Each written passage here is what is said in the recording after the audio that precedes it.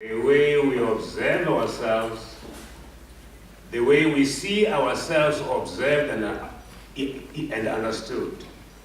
That is the great contribution of Ngûgî wa Thiong'o.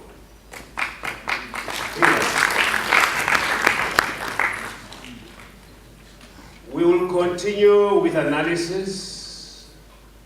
We will continue with a diagnosis of the African community. We will do that. And that process is ongoing.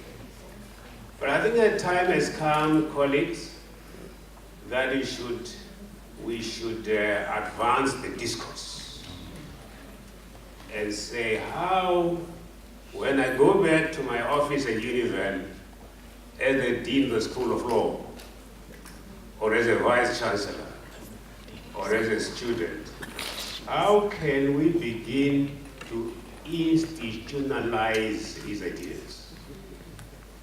Ideas perish unless they are articulated at the level of structure and of process. And we have failed in post-colonial Africa to translate big ideas into rules and regulations, into codes of conduct, into laws, into policies, into the architecture of our public services.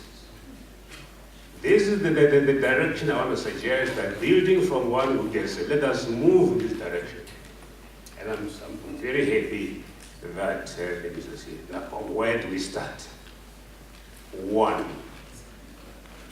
we should begin to demonstrate the expressive and communicative power of African languages as languages of science and technology.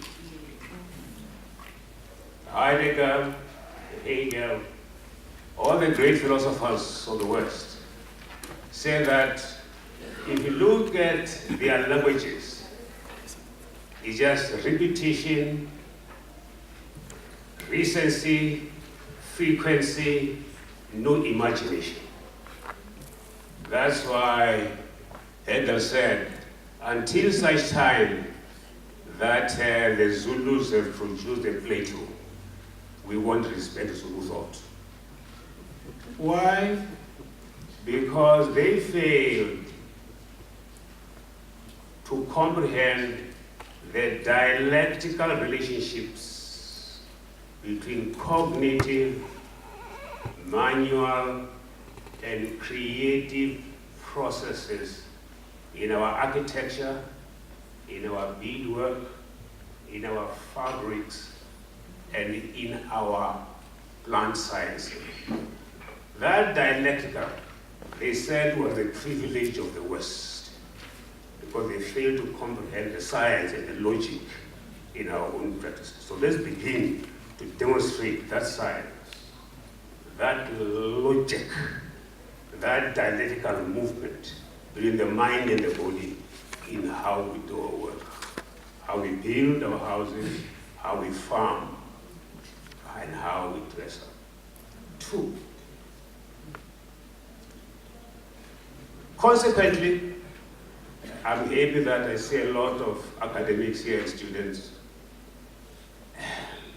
There is, colleagues,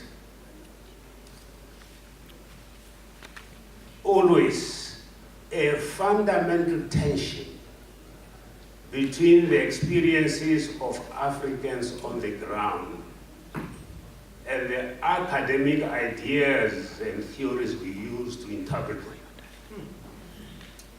It is that tension, because the ideas in psychology, in English, in philosophy, in law, that we use to interpret the experiences of people in the informal settlements come from Europe. And there is that connection between ideas and experience. Every idea, every paradigm has a geographical location and is not easily transferable from one climate to another. That's what that tension. That's what I'm calling on higher education in this country to develop a new social epistemology by saying that going forward, our ideas, our pedagogy, our didactics, our epistemology must be derived from the actual experiences of people on the ground. To do that, you must use an appropriate language, and only the language of experience can interpret it. That's why we're very happy that UKZN has begun the hard task of teaching physics and zoology in isiZulu. We are calling on other universities in Africa to follow suit.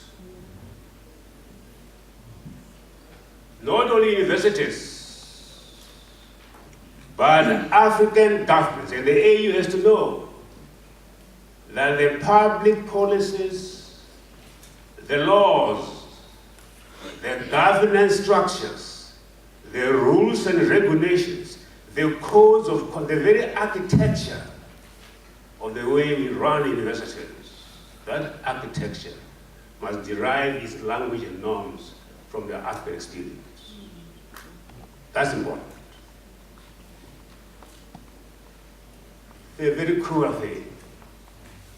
You go about here, oh, universities in South Africa must now engage in community engagement.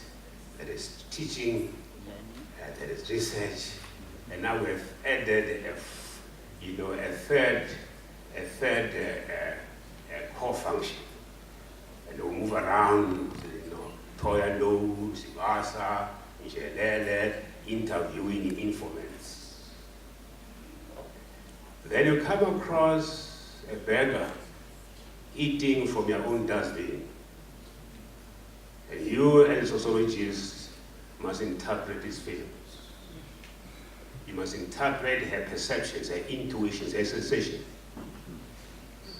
What Heidegger did was to say the feelings of Africans, their sentiments, their perceptions, their intuitions are merely animal energies and not articulations of complex ideas, not articulation of complex ideologies. That's a problem. The whole study of social psychology pathologized our feelings. And that's why we are studying mainly in the field of mob psychology or mass psychology, not in the cognitive sciences.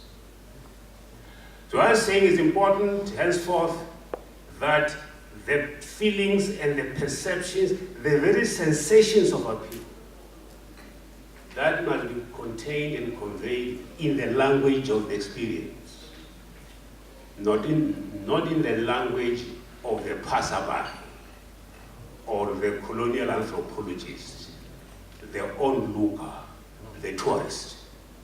So I'm calling for a much more radical social epistemology rooted in the experience of the people, particularly the experiences of the poor and the marginalized.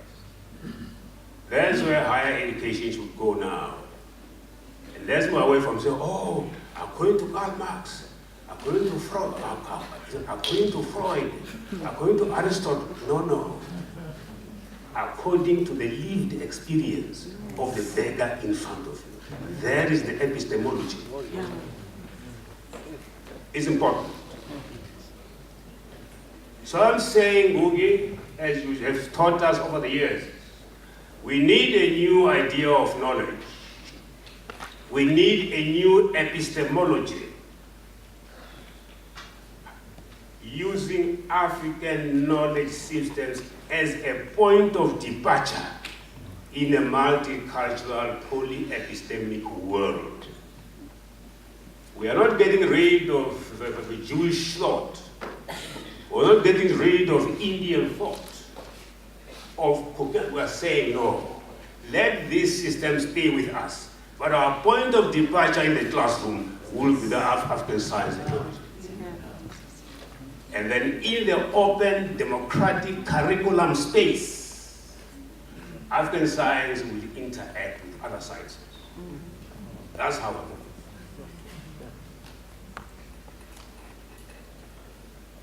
It's important that this thing is not just done in the classroom. It should be done, Honorable Minister, in policy making in environments. Our policies are about rural health, policy about agriculture, policy about all our public policies. The point of departure must be the actual lived experience of the poor in South Africa and nowhere else.